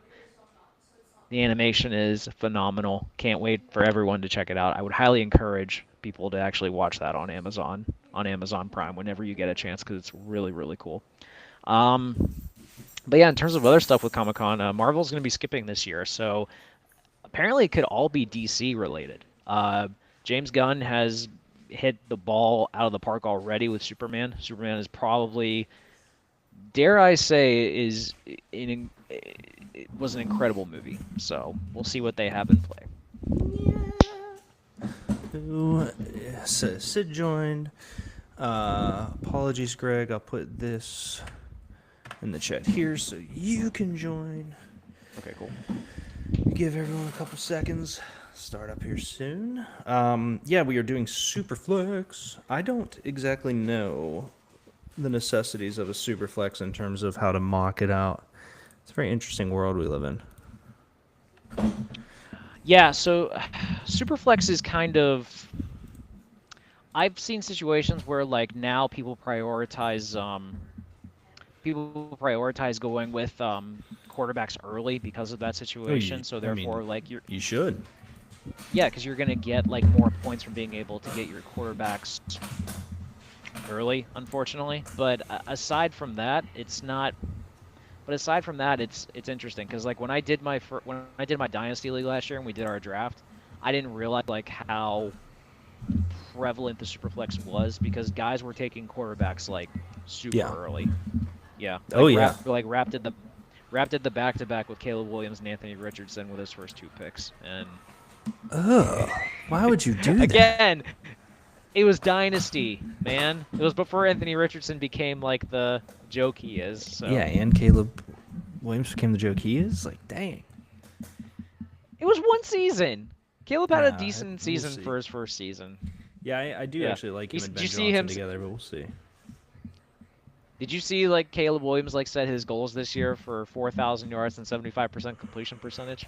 Well, so I did appreciate the fact that he said he understands that the team has goals, but his personal goals is to be the first Bears quarterback to throw for 4,000 yards, and for them to win games, he needs to be a completion guy. And so, like, he did word it logically that I was pretty excited about. But yeah, I am with you that it is kind of okay, Caleb. Right. Got Sid in here. You were in here. We'll give everyone, I don't know, we'll start it at the 25 here. Yeah, I mean, even looking at the projections on the left side, like, sneaking around here, which, I think I'm going to go 10. Okay. I want to get away Challenge from you yourself a guys, little but here's my thought. I don't want to jump Go in ahead. front of Sid, because then all I'm going to hear from Sid is wah wah wah wah wah wah wah. Wah, wah, wah, wah, wah, wah. You want to be able to build a better team with by being behind him and stuff and like just kind of rub it in his face that way. Got it. Okay. I want to see beat your them. game. No, but I see your I game. understand in Superflex why taking 2 quarterbacks is so enticing, because if you get 2 top guys, you have 20 plus positional points at both of those, which is you're walking away with 40 points, kind of a week each time. I thought you were like grounding like Bean or River for a second and saying like you're taking away 40 points on that. No. I just grabbed the back of Beans and like I scruff him when he's been barking a lot. It's been killing me. I'm about to get him a shot collar and see how he likes it. Ooh. You know what it is? He has too much freedom now that he has all that space to move around and stuff. Dude, He thinks he can get away with he hears a more. noise and he's like, I must defend everyone. And it's like, Yeah. brother, put down Good. the sword, my guy. Good quality to have sometimes, but maybe not all the time though. You know. No. Maybe just when somebody attacks, you know? Well, Bean's got to be able to differentiate between like what's attacking versus like Yeah, but what's not nothing's attacking. That's the problem. I got you. All right, when did I put in this group chat? Starting in like 10, and I sent that at... Okay, yep, we'll start at 7:25. Okay. We'll see if, I don't know if Meech is joining, if not. But all we need is Sid. It's really the only person I care Yeah, about, you know? Sid's all that matters. We're good with that. Wah. Yeah. My Which, name's by the way, Sid. what did you drink at the beginning of the show? Just out of curiosity. Just a good old Montucky. Can't go wrong with that, sir. What about you? I drank a Nanticoke Nectar from Rar Brewing, actually. What is that? Never heard of it. It was a IPA which proudly brewed on the shores of the Choptank River in Cambridge, Maryland. Sounds pretty good. The can design's kind of cool. It's got like a little monster on the side of it as like an ode to being in the lake or river. So pretty sick. Nice. Solid IPA. I like it. All right, let's get this underway. It won't take us as long because we don't have as many users, but we are pressing start now. Screw everybody. All right, Sid Daddy will be going here. Jamar Chase goes 1, which I would assume would not happen in a traditional, but he also is the #1 fantasy player. Right. Crazy. But there goes the 3 quarterbacks. Okay.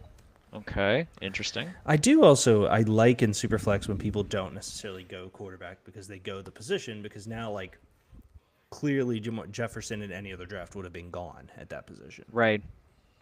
For me, since this is super flex, I am kind of like taking a different approach. I'm actually going to take Joe Burrow. Yeah, I think that's great. Man, yeah, the tough thing about Superflex here is, like, there go the top 1, 2, 3, 4 guys, and so I think I'm going to go Jalen Hurts because I don't want to not have one of those top guys. Right. But then honestly, based on how Superflex is working out, like you shouldn't have a problem like getting a second quarterback in the back end of like a different. That's kind of where my head's at, because now that I have Hurts, I could go Mahomes here, but Mahomes isn't the fantasy god he once was. Bo Right. Nix, I feel like, would be sick here, but then you go back to the positional value of a guy like CeeDee Lamb in the second round, Yeah. Puka Nacua in the second round. Like that's huge. So I'll go CD in the second and be very happy with that. Team 11 is an idiot. Mm-hmm.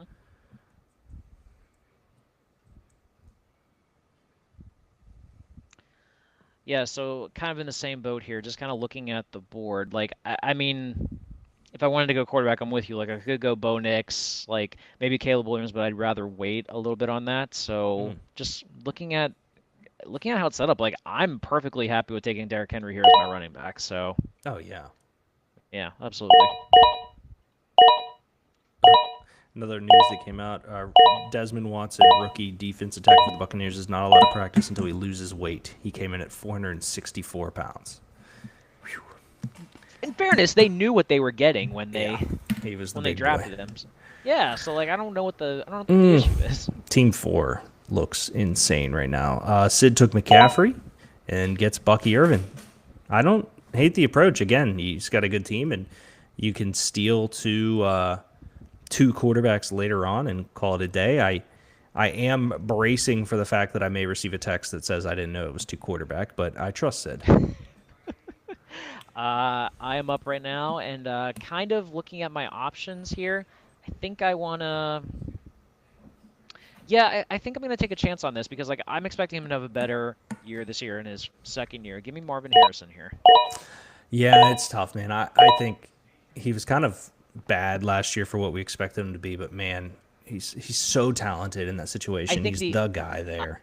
I think the expectations were so high that we were, especially because of name and all that, that like if he didn't win Rookie of the Year, we would have thought that would be a disappointment. And so I think this year he's going to be more comfortable, and I think Kyler knows how to use him in that offense more.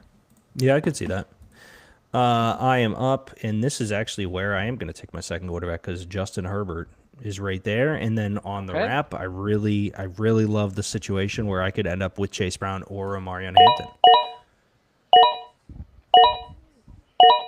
Boom. Now, the interesting place I'm in, Rashee Rice is there. Tyreek Hill is there. T. Higgins is a wide receiver 1 on most teams. But everything I have Chase Brown in Dynasty, everything I've seen out of Chase Brown, everything I've heard coming out of camp, their offensive coordinator recently said that he is everything Austin Eckler was.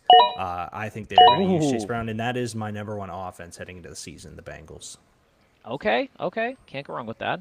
So I'm up again. So I've got my quarterback, my running back, and my receiver. Seeing how the board is kind of falling, I really like a lot of the guys available to me, but honestly, I think I want to.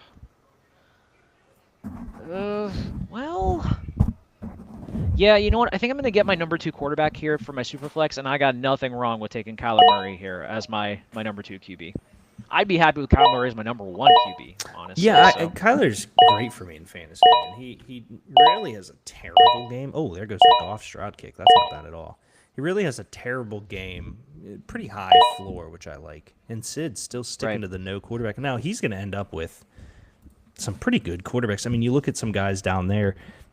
you're happy with a Jordan Love, Dak Prescott. You're happy with a Brock Purdy, Trevor Lawrence, probably. You're happy with the upside of Drake May and J.J. McCarthy, for example. So don't hate the tactic at all. We'll see. Yeah, we shall see. Honestly, like I wouldn't have some of these quarterbacks actually is my number 2. I would have been okay with. So I'm just gonna like keep looking at. Take another one. Yeah, I could. Running back and receiver. I'm falling in the trap again where I just like don't. I'm not certain on some of the receiver options available. So I think I'm looking at running back, and I'm gonna get Kenneth Walker here. Yeah, if he I'm can a little- stay on the field, man, is he good? Yeah, I'm nervous about the pairing with him and Charbonnet as always, but like I know Walker's the one, so I'm at least like expecting him to get more of the touches, so I think that should pair nicely, but yeah, maybe I fell into the trap of getting my second quarterback too early and probably should have loaded up on position guys. I mean, maybe, but who knows? Not in love with everyone that's here, just because it's kind of a slug. I do know that Team 12 is going to take a wide receiver. So where my head's at is I want Devontae Adams, but I do think it's going to be a big year for Joe Mixon. I really understand he's on the pup in his ankle, but everything looks good there. And so I'm going to secure my RB2, assuming that, oh my gosh, Team 11 on the wide receivers. Okay, so it comes back, and it's perfect. I'll take Devontae Adams. Recently, Puka Nacua came out and said he asked Devontae Adams to lead all of their wide receiver drills, and Devontae said that he didn't want to step on Puka's toes. I think they have a great relationship, and I think as long as Matt Stafford stays healthy there, we have a super, super impressive offense as well. Okay, that's going to be a great situation to follow then. Okay, looking at the situation, there's some good running backs actually available, but I'm looking at see, the receivers, I'm not in love with a lot of the available ones, but I still need to get more depth there. So I think here I'm going to take Xavier Worthy. I'm expecting a good year from him, so I think that's the best way to go. And I think that this is following in that same footsteps. Maybe I need to take my quarterback 2 later to load up on my position players a little better. Dude, Sid takes a swing at a guy in J.J. McCarthy who is arguably the greatest situation. I mean, we all sat there and thought that Caleb Williams entered the best situation a rookie quarterback could enter. J.J. McCarthy did. J.J. McCarthy needs to just not mess it up, and he will almost be a Pro Bowl quarterback. Did you see I think the report that came out that said Ryan Pace actually seriously considered taking J.J. McCarthy at 1 over Caleb Williams? I was fascinated to read that when that came out. Yeah, JJ feels very vanilla for me, but I'm interested. I'm back up again, and I'm going to continue to load up on my position players and just guys that are available here. Yeah, I'm gonna go with a guy who I think is gonna have a big year this year. Give me Rome Odunze. I'm curious. They got Luther Burden in there. They still have more. I'm curious on Odunze this year. I probably won't take him.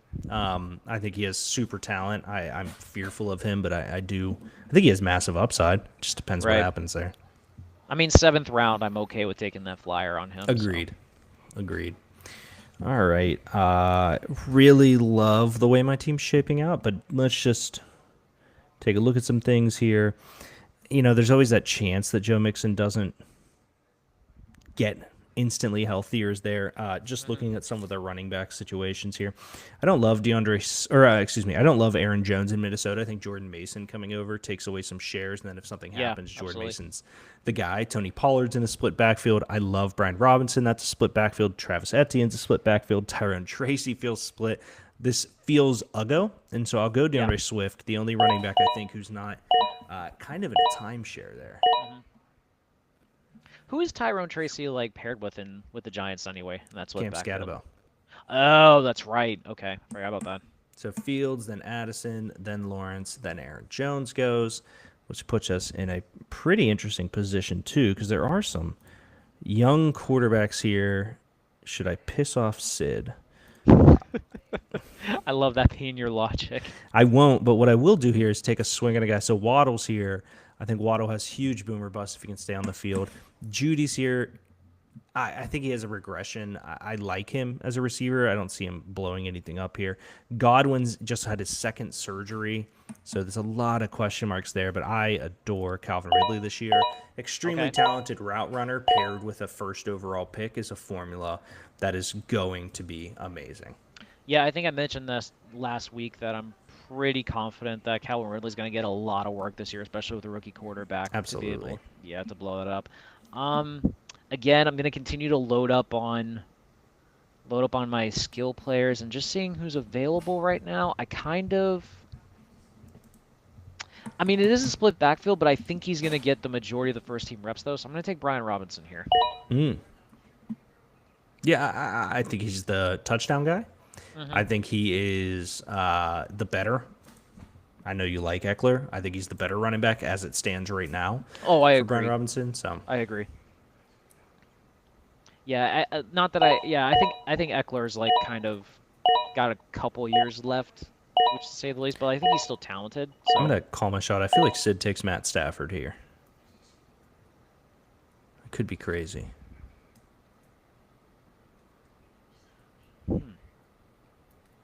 Because as I look at the quarterback situation, Cooper Cup. I like Cooper Cup in Seattle. I like Cam Scatabo. Can't hate on either of those. No, nothing wrong with that. Okay, looking at the rest of my situations, running back, I could go the handcuff and get Charbonnet, but that's kind of I wouldn't do that early. It's a bit early. I wouldn't mind going with my handcuff, but agreed. yeah, I wouldn't mind going for a tight end right now, but I think I can get someone that I like on the wrap. So I'm gonna look at receivers available right now. Ugh. You know what? I don't hate this option, so I'm gonna get him just because I feel like he's gonna get a lot of touches for this team. Give me Jacoby Myers. Okay. Yeah, I think he does. I think Betch is there. Betch is there. And they obviously have Brock Bowers. They have Genty. It'll be interesting to see Right. how the shares break out there. But I like the pick. I think it's a solid one. Yeah, Geno. I think Geno's gonna be able to utilize the receivers in an interesting way here, especially because I think the receivers are not going to get as much attention for this Agreed. team because everyone's focusing on Bowers and Genty. So Agreed. There's a couple guys I can get here. I do need my tight end. I'm interested in Loveland being the stock that he had, but I don't love the guy. Yeah, there's no tight ends I really love, to be honest with you, but I do want to get a guy that I feel at least somewhat safe about. I think that he's put it on lately. I think he has some big upside here. I'm going to go Tucker Kraft out of that group. I like Njoku, but I'm going to go Tucker Kraft. Okay. Cam Ward, Jalen Warren, Deebo Samuel. Those are the two other guys I was thinking of there, so that kind of stinks. I'll actually go with the guy that I had said Sid might go with, and I'll take Stafford. I'll get my backup quarterbacks here. All right. Can't go wrong with that. Your third QB. Interesting. All right. But I mean, in a super flex, you might as well take advantage of that. Stafford, So. man. Yeah. Yeah, you can't go wrong with that. Yeah, I need my tight end, and honestly, the guy. I've been seeing a lot of Kyle Pitts stuff today that's made me very happy, just saying, but He's a wide receiver. he's a wide receiver, man. Michael Penix loves him, just saying. But we'll see. No, I'm going to go with a guy that I think is one of the primary targets for Josh Allen. I'm going to go Dalton Kincaid for my tight end. Yeah, I like Kincaid, but he's definitely kind of a boomer bust weapon there. Kraft will get me 6 points a week. That's how I look at it. I hate the tight ends. If you don't walk out of your thing with like McBride or Bowers or Kittle, it's a tough road this year. Right. Okay, Sid goes with Darnold and JJ for his two Vikings jersey pictured gentlemen. I like Darnold in Seattle. We'll see what happens with them. Yep.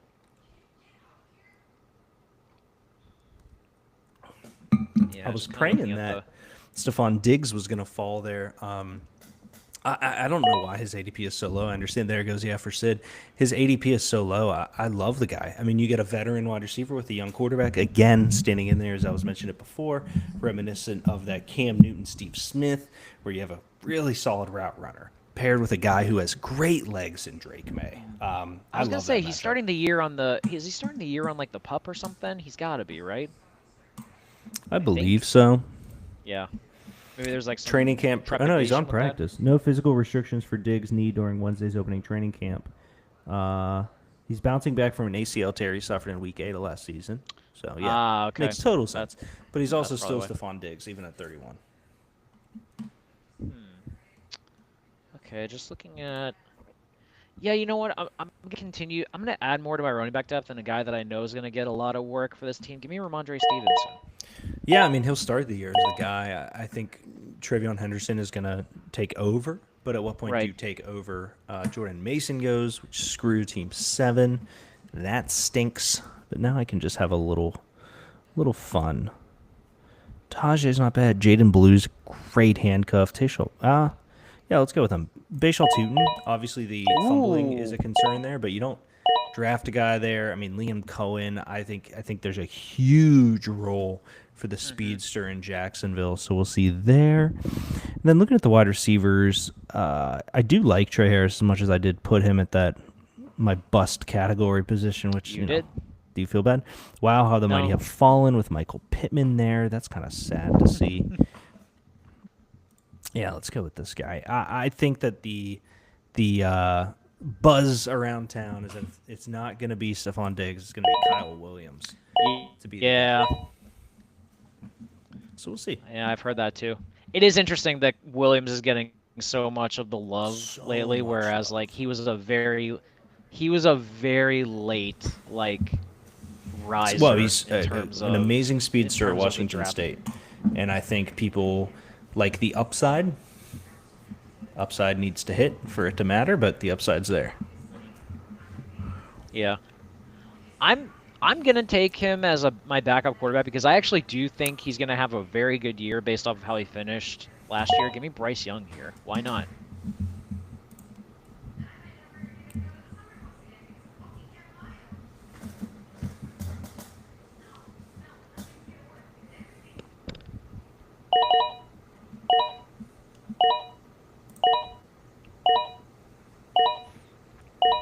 Sid goes Gasecki. I think that's huge. I know there's a lot of Yeah. mouths to feed in Cincy, but man, is it fun!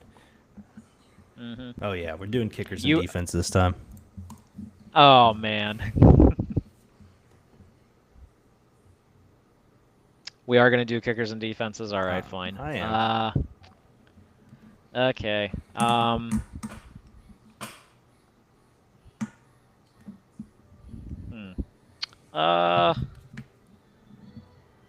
Yeah, fuck it. Give me the Boz. Yeah, I mean, Cowboys. Joe Milton was surprised by how much Dak Prescott has helped him. Oh, Joe Milton. Yeah, the Boz is who I would have taken if I didn't get the number 1 defense in the NFL. Can't go wrong with that. Stellars. Let's see who's going to Stellar. score some. I would take Loop, the Baltimore guy, but I read a report that they're talking to Justin about coming back, and so I'll go Tyler Really? Bass. Buffalo's Okay. going to score a ton. Okay, I did not know that. Yeah, That's it was just a interesting. report, but I don't know if I trust it, so we'll see. But I think another defense I think I'll take just because of the schedule I think they're gonna have is the Niners. they can stay healthy. I don't hate it. But here's the thing: even if they don't stay healthy, their schedule's weaker this year because they didn't have such a good year last year. Sure. So I think they'll make up for it a little bit.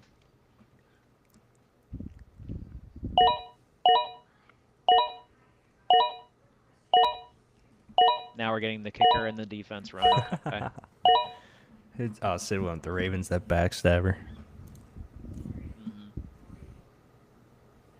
How early is too early to take a defense or kicker? Just out of I curiosity. almost don't draft them. I mean, you got to make it fun in your league settings for me to want you to have a defense or a kicker. Back in the Justin Tucker days, Right. I know people would take him super early, and there's some defenses that are worth taking early. It just really depends on Yeah, like there were what your league does. there definitely were years playing fantasy football that I remember the Steelers and Ravens defenses Yeah. like went super early. 100%. So like I'm not knocking it. I'm just curious like in fantasy nowadays like what is kind of like the not safe zone but like what is kind of like considered appropriate, I guess. Yeah. if we want to go that route. You need to do whatever makes you happy. I will be That's very fair. surprised if you I don't like take this that. player. So, well, it's loading on my end, so let me see. Based on who's available, let me look. Running back.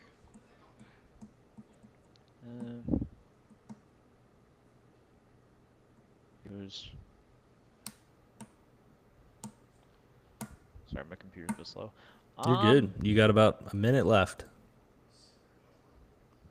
I think, honestly, just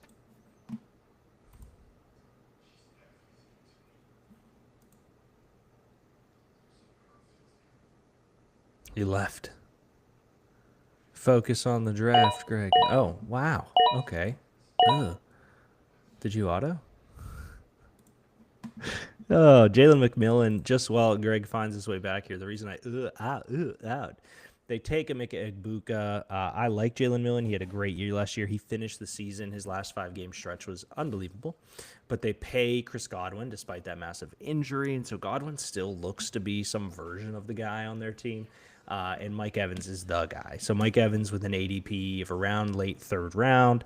Chris Godwin's ADP is like the 7th round or something like that right now. McMillan's end of drafts. Egbuka is the guy you kind of really want if you're kicking the tires there. The guy I wanted him to take was Jerome Ford, because Jerome Ford will be the starter for Cleveland. He'll start the year there. He's going to be their main back. I like Dylan Sampson in that share. I loved Judkins up until the concerns, but Jerome Ford is the guy, but I'm going to take the guy that I thought actually, no, I will take Dylan Sampson. Love Vols, go Vols. I was going to take Braylon Allen, a guy we talked about earlier in the show, but Dylan Sampson, I'm start staking my claim that he's going to be the receiving back, and I think he's going to do some damage there for it. So, Jalen McMillan, huh? yeah, that's who I was like scrambling to try to look and see what I was thinking and who was available. So I'm thinking of like the Tampa Bay situation, and like eventually either Godwin or Evans like has to have not a down year, but at least have to show their age at some point, right? Well, here's what I was just saying about that situation. I kind of gave it a ugh at first. I don't hate it. McMillan had an insane 5-game stretch to end the year last year. Right. Super but part big of it was on because touchdowns Godwin there. was hurt, so, So Godwin yeah. being hurt, they do pay Godwin in this offseason. So Godwin just got a new contract, Right. sticks around, and they take a first-round draft pick in Emeka Egbuka, who is a better wide receiver than Jalen McMillan. Yeah. I didn't think Egbuka went in 10.2 to team 11. I like McMillan, especially considering that Egbuka is going to take some time with the team. McMillan has been there, so I don't hate it for that reason, but it was an interesting one because I was hoping it wasn't an auto. Yeah.